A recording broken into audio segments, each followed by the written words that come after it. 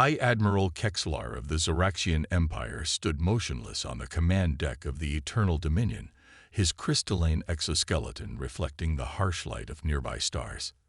The massive dreadnought, pride of the Zoraxian fleet, hung in space alongside 12 other warships, their fractal-patterned hulls designed to inspire terror in lesser species. Before them drifted what their long-range sensors had identified as a human battle group, if one could even call such crude vessels by that name. Primitive construction detected, High Admiral, reported First Observer Val Thin, her sensor stalks wavering in barely concealed disgust. Their hulls appear to be primarily composed of recycled materials. Energy signatures are chaotic and inefficient. Kexlar's mandibles clicked in amusement. The human vessels looked like they'd been cobbled together from space debris, their asymmetrical designs an offense to Zoraxian aesthetic principles. Some even bore what appeared to be patch repairs, like scars on their dark hulls. Open communications, Kexlar commanded. Let us give these primitives one chance to surrender before we add their ships to the debris field they seem so fond of collecting. The largest human vessel, roughly 1/4 the size of the Eternal Dominion, responded immediately. A holographic projection materialized on the command deck, showing a human female with dark skin and silver-streaked hair. Her uniform bore no obvious rank insignias, just a simple patch reading Captain Sarah Torres, TDF Hyperion. This is restricted space by order of the Zoraxian Empire, Kexlar announced, his translator perfectly modulating his clicks and whistles into standard galactic common. Your vessels are unauthorized and technologically inadequate for safe passage. Power down and prepare for boarding. Captain Torres smiled, an unsettling expression that showed too many teeth by Zoraxian standards. With respect, High Admiral, we'll do no such thing. This is a free trade route established by the Galactic Concordat. Your presence here is the only violation. Kexlar's crystalline fragments bristled with indignation. You dare quote law to the Empire. Your ships are an embarrassment to spacefaring civilization. Our sensors show you don't even have proper quantum shielding. Oh, those readings. Torres' smile widened. Interesting what sensors showed, isn't it? The first explosion caught everyone by surprise. One moment, the Eternal Dominion's escort ships maintained perfect formation. The next, the cruiser Righteous Fury simply disappeared, replaced by an expanding cloud of crystalline fragments and plasma. Impossible. First Observer Val Thin screamed, her sensor stalks rigid with shock. No weapons fire detected. No enemy craft within range. 2 more explosions bloomed in quick succession. The human ships hadn't moved, hadn't shown any signs of launching missiles or charging energy weapons. They just waited, those ugly asymmetrical hulls somehow looking more ominous with each passing second. Full shields, Kexlar roared. Battle stations. Launch all fighters. Having trouble with your sensors? Torres asked pleasantly. You might want to check your quantum field harmonics. Oh, wait. She glanced off-screen. Too late for that. The Eternal Dominion shuddered as something struck it, something their sensors insisted didn't exist. Damage reports flooded in from all decks. Somehow, their supposedly impenetrable quantum shields had been bypassed completely. What you're experiencing, Torres continued, her voice now hard as steel, is the result of Project Echo. Quantum ghost drones, virtually invisible to standard detection methods. Your shields can't stop what they can't properly perceive. Another explosion rocked the flagship. Kexlar watched in horror as his beautiful fleet was systematically dismantled by weapons he couldn't see, couldn't fight. Those crude human ships hadn't even moved from their original positions. You thought our ships looked primitive. Torres's hologram fixed him with a piercing stare. That's exactly what we wanted you to think. Your arrogance made our job much easier. Those patch repairs you no doubt sneered at. Quantum ghost drone launchers, disguised as battle damage. The recycled materials your sensors detected. Metamaterials designed to fool your scans. Impossible, Kexlar whispered. The Empire has the most advanced technology in the galaxy. We had, Torres corrected. You had the most advanced visible technology. While you were building bigger crystal ships and prettier quantum shields, we were thinking differently. Everything you see about our ships was designed to make you underestimate us. And it worked perfectly. The Eternal Dominion's engines began to fail. Life support flickered. Through the command deck's viewport, Kexlar watched the last of his escort ships break apart under the assault of invisible enemies. "Here's the deal," Torres said, her tone suddenly businesslike. "You can either power down your remaining weapons and prepare for boarding, by us this time, or we can finish this demonstration. Your choice, High Admiral. But I should mention that our drones are now inside your quantum shield envelope." Kexlar's mandibles clicked in defeat. In less than 10 minutes, the pride of the Zeraxian Empire had been reduced to a single failing ship, destroyed by an enemy that had appeared inferior in every way. His crystalline exoskeleton dulled with shame as he gave the order to surrender. As human boarding crews approached in what now appeared to be highly advanced assault shuttles, Kexlar realized the Empire had made a catastrophic mistake. They had assumed technological advancement meant building bigger, more impressive ships. The humans had chosen to advance in ways that couldn't be seen, couldn't be measured by traditional means.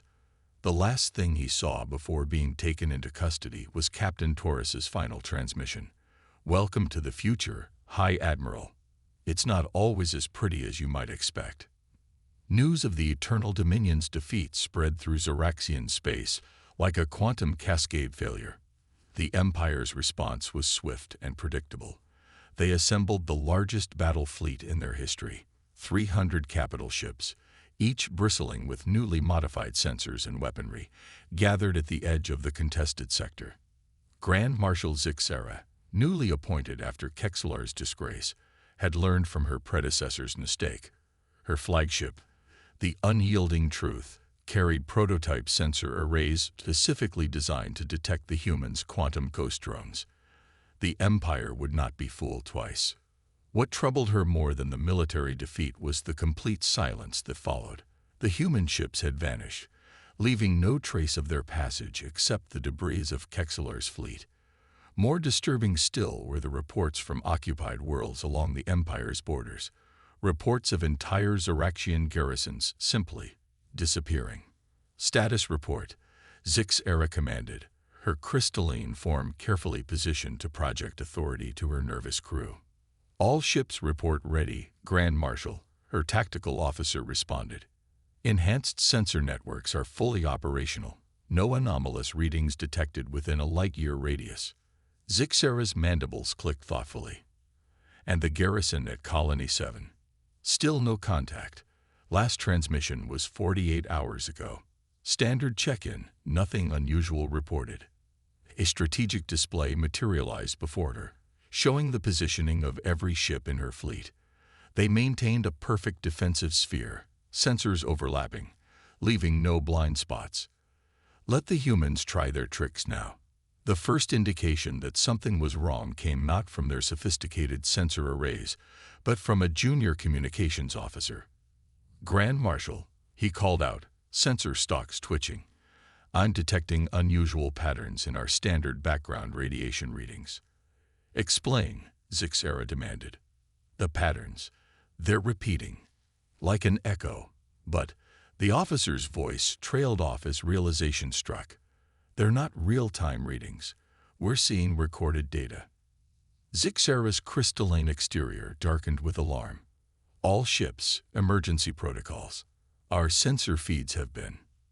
The rest of her order was lost as every display on the command deck suddenly showed the same image, a human face. Not Captain Torres this time, but a young male with features that humans would consider unremarkable. "Hello, Grand Marshal," he said pleasantly. "I'm Lieutenant Commander James Chen, TDF Electronic Warfare Division. I believe you've been looking for us. Trace this transmission." Zixera ordered. "Launch fighters." "Oh, I wouldn't bother," Chen replied. "You see, this transmission is being broadcast from your own communication arrays. In fact, We've been using your network for the past week. Those sensor readings you've been relying on. They're what we wanted you to see. A new window appeared on every screen, showing tactical displays from various points over the past 7 days. Zixera watched in horror as she saw human stealth ships moving freely through her fleet's formation, their passages masked by carefully crafted sensor ghosts. While you were building better sensors, Chen continued, we were perfecting the art of information warfare. Your entire command and control network has been compromised. Those missing garrisons, they surrendered days ago, after we demonstrated our complete control over their life support systems. Zixera's tactical officer frantically worked at his station. Grand Marshal, our weapons systems are not responding. Security protocols have been overridden. Interesting thing about crystalline computing, Chen mused. Incredibly efficient, beautiful to look at, but surprisingly vulnerable to certain frequencies of ultrasonic manipulation. Did you know that your computer cores actually sing? We've spent months learning their song. As if to demonstrate, a high-pitched hum filled the command deck. Every crystalline surface, from the computer terminals to the officers' exoskeletons, resonated in harmony. Non-essential systems began shutting down across the fleet. You're not here, Zixera realized. You never were. This entire fleet deployment was exactly what we wanted. Chen finished. You've gathered the bulk of your forces in one place, operating on compromised systems, while we've been systematically isolating and neutralizing your actual strategic assets. Check your long-range communications, if they're still working. They weren't. The fleet hung in space, weapons disabled, communications cut off, their sophisticated sensors showing them only what the humans wanted them to see.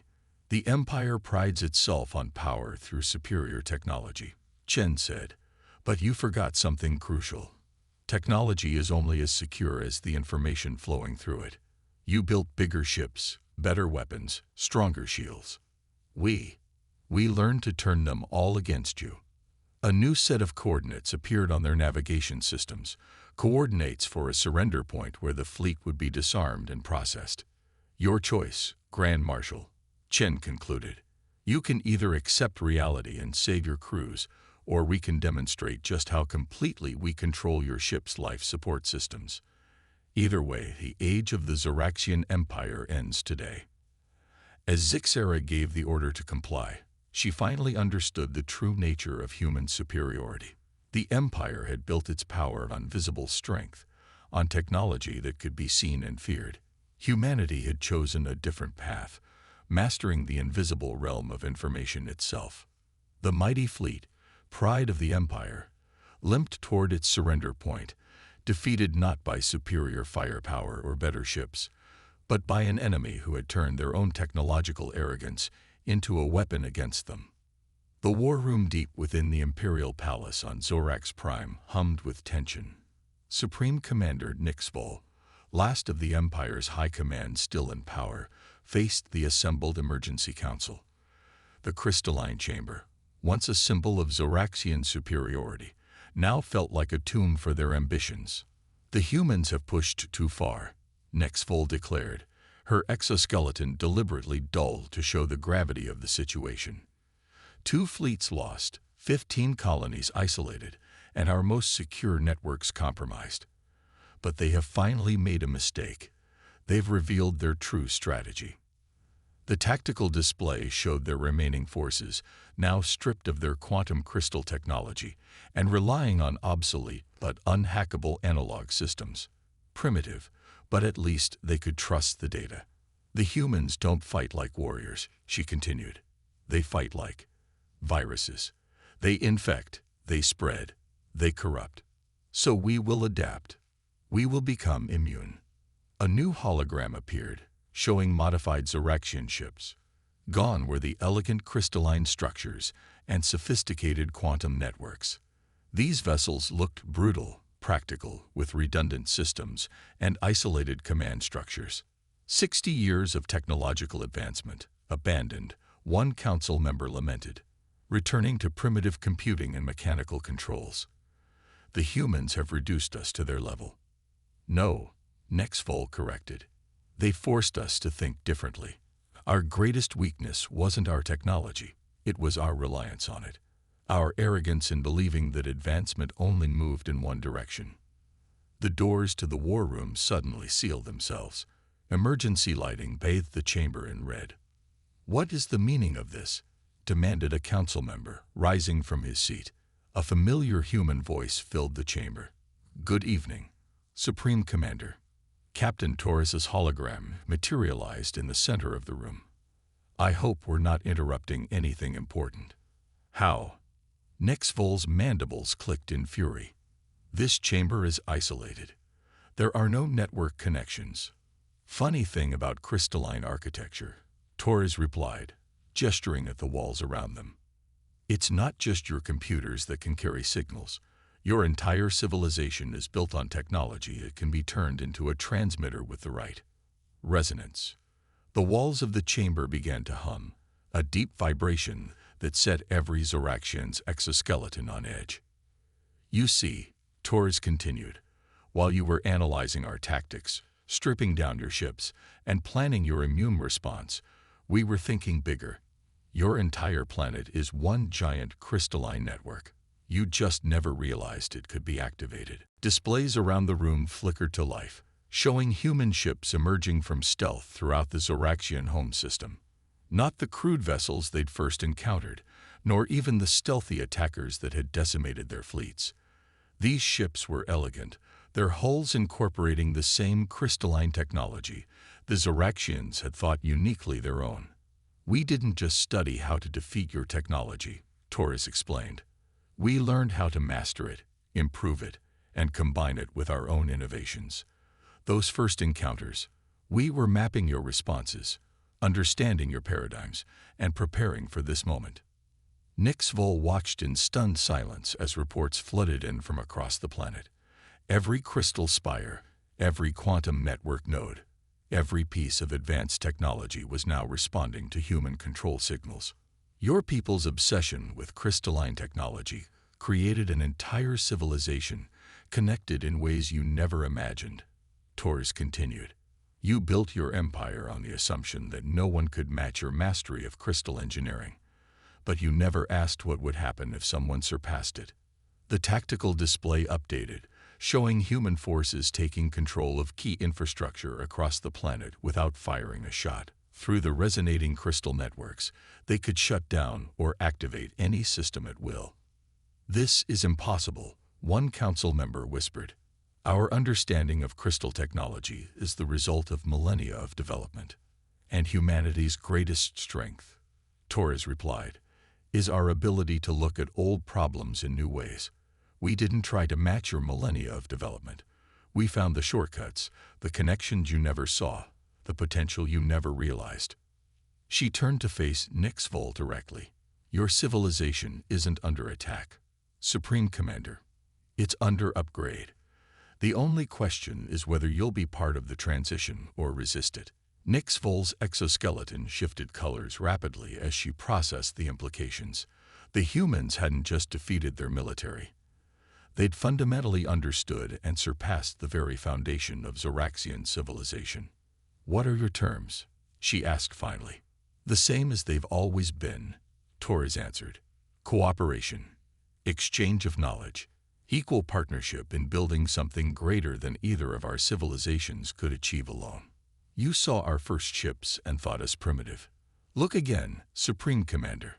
Look at what humanity can achieve when we combine your knowledge with our creativity." The humming of the crystal chamber changed frequency, and suddenly every Zoraxian present could see it. The intricate network of possibilities that had always existed within their technology, waiting to be awakened by those who thought differently enough to find it. The Empire hadn't just been defeated, it had been transcended. 6 months after the surrender of Zorax Prime, the joint human-Zoraxian research station, Convergence, orbited the neutral world of Proxima Beta. Its spiral structure represented both species' architectural styles, human asymmetrical innovation seamlessly blended with Zoraxian crystalline precision. Dr. Elena Martinez stood before the gathered delegation, her dark eyes bright with excitement. Beside her, Chief Science Director Vexthor's crystalline form shimmered with complementary patterns of anticipation. The observation deck's massive viewport showed their prototype vessel, the result of their unprecedented collaboration. The Harmony, Elena began, represents more than just a technological breakthrough. It embodies the fusion of human intuition with Zoraxian precision. She gestured to the ship floating outside, its hull a living matrix of crystalline structures that seemed to flow like liquid metal. Our initial conflict, Vexthor continued, his translator perfectly matching Elena's cadence, arose from our belief that advancement was linear. The Zoraxian Empire thought complexity and visible sophistication marked superiority. Humanity showed us that true evolution often means finding elegant simplicity in complexity. The vessel outside shifted, its crystalline surface responding to thought commands from both human and Zoraxian operators. What had once been the Empire's greatest weakness, the interconnected nature of their crystal technology, had become the foundation of something revolutionary. The quantum crystal matrix, Elena explained, no longer just processes information. It thinks. It feels. It's a true fusion of organic and crystalline computing, capable of responding to both logical commands and intuitive guidance. Demonstrations appeared on the surrounding screens. The Harmony systems didn't just communicate, they resonated with their operators on a fundamental level. Human creativity and Zoraxian precision worked in perfect synchronization. Admiral Chen, now serving as humanity's diplomatic liaison, leaned forward. And the security concerns. We can't risk this technology being compromised like before. Vexthor's form brightened. That's the true brilliance of the design.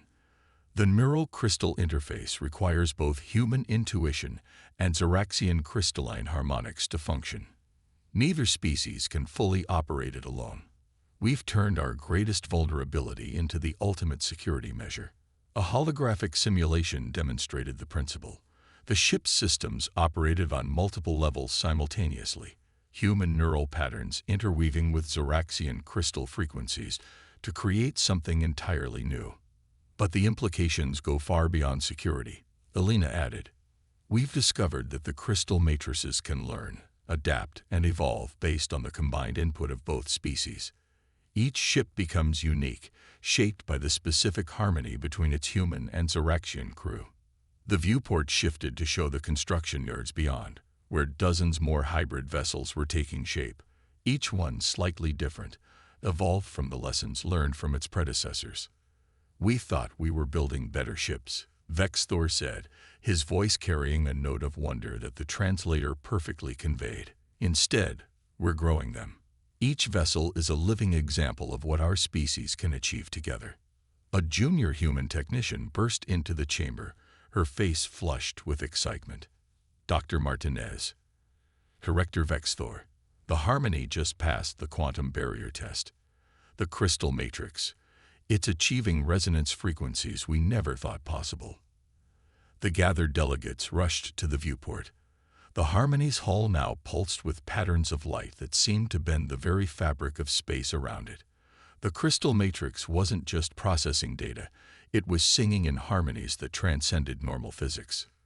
This, Elena breathed, is why we needed each other.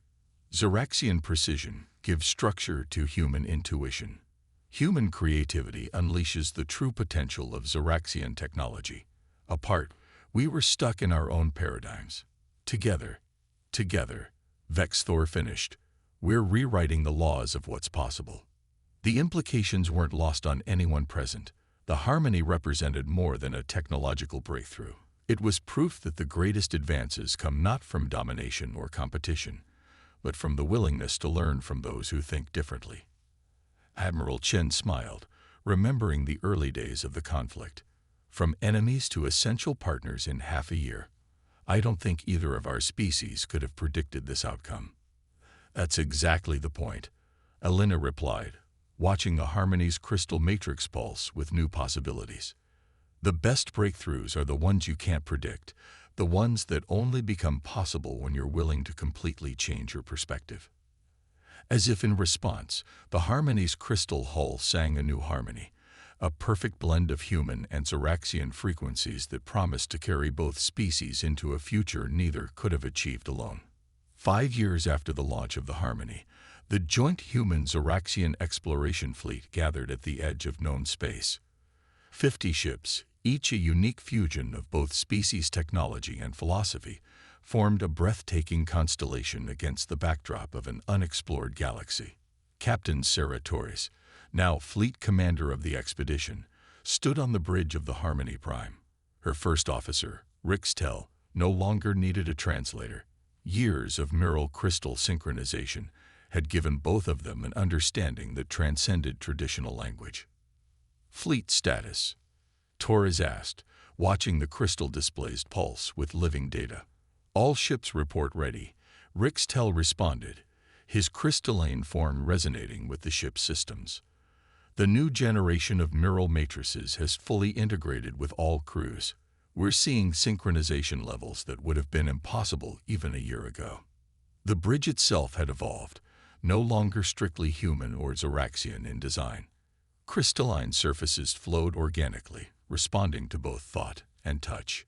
Crew members of both species worked in perfect coordination, their differences becoming their greatest strengths. Commander called out Lieutenant Chen from his station. Long-range sensors are detecting something unusual. The crystal matrices are picking up frequencies we've never seen before. Torres smiled. 5 years ago, such a discovery would have sparked fear or suspicion. Now it generated only excitement and curiosity. Show me. The main viewport shifted, the crystal display rendering a phenomenon that defied conventional physics. Waves of energy pulsed through space in patterns that seemed almost alive. Reminds me of our first encounter, Rix Tell observed, his mandibles clicking in amusement. When we thought human ships looked primitive and chaotic. And now look at us, Torres gestured to their fleet. Each vessel was unique. Its crystal matrix evolved through the specific harmony of its crew. Some bore flowing, organic lines that would have horrified the old empire. Others displayed geometric precision that would have baffled early human engineers. All of them represented something greater than either civilization could have achieved alone. New contact, Chen announced. Something's emerging from the energy field. The crew watched in amazement as a vessel unlike anything they'd ever seen materialize before them. It seemed to be composed of pure energy, yet held a structure that somehow echoed both human and Zoraxian design principles. We're receiving a transmission, Chen reported. It's resonating directly with our crystal matrix. The bridge hummed with a new frequency as an image formed, a being of pure energy, its form shifting between patterns that seemed simultaneously alien and familiar. We have been watching, the entity communicated, its thoughts translating through the crystal matrix, waiting to see if you would learn to truly harmonize. Your ships sing with a beauty we have not heard in eons. Torres and Rix Tell exchanged glances. First contact protocols had evolved significantly since their own species' initial meeting. We welcome you, Torres responded, allowing her thoughts to flow through the ship's crystals. We are an expedition of discovery and cooperation. Yes, the entity's form pulsed with what felt like approval. We see this in the very structure of your vessels. 2 different songs, joining to create a harmony greater than either alone. This is why we revealed ourselves. The energy being's next words resonated through every crystal on every ship in the fleet. There are more songs waiting to be joined, more harmonies to be discovered. Your achievement in combining your species' gifts is only the beginning. The energy field beyond the mysterious vessel began to shift, revealing glimpses of what appeared to be paths to other dimensions, other realities. The true test of civilization, the entity continued, is not in achieving perfection, but in learning to blend imperfections into something greater. You have proven yourselves ready for what lies beyond. Torres felt Rix Tell's crystalline resonance harmonize with her own sense of wonder. The mysterious being was right. Their journey of cooperation and discovery was just beginning. Fleet, Torres broadcast to all ships. prepare for humanity's next great adventure. And this time, she glanced at Rixtel with a smile. We're not going alone. As the combined fleet prepared to follow their new guide into the unknown, Torres reflected on how far they'd come. What had started as a conflict born of misunderstanding had evolved into something profound, proof that the greatest achievements come not from dominating others, but from learning to harmonize with them. The Harmony Prime led the fleet forward, its crystal matrix singing with the combined dreams of two species who had learned that true strength lies not in standing alone, but in finding ways to stand together. Ahead lay infinite possibilities, waiting to be explored by those who had learned that the most important technology isn't found in superior weapons or advanced shields, but in the ability to turn differences into strengths and enemies into essential allies. The future beckoned, and humanity, together with their Zoraxian partners, was ready to embrace it.